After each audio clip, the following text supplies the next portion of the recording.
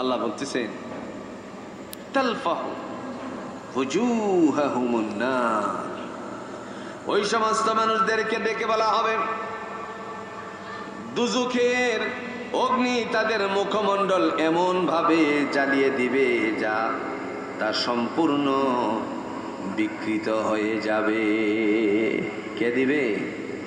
চেহারা পুড়িয়ে একবারে বিকৃত অবস্থায় করে দিবে, শুধুমাত্র একটা কারণে, সে অন্যায়কারী। মন্দ কাজে ভালো ফল না মন্দ ফল? একটু জোরে কন্যাকে, ভালো ফল না মন্দ ফল? চুরি করছে, কে কোন দিক দিয়ে ঘষি দিবে সেই চিন্তাই বেবুর থাকে, চেহারাই লাগলো না কই লাগলো সেই দিকে তাকানোর কোনো সুযোগ নেই।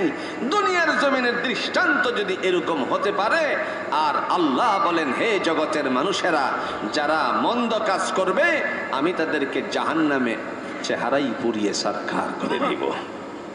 কে দিবে? আল্লাহ।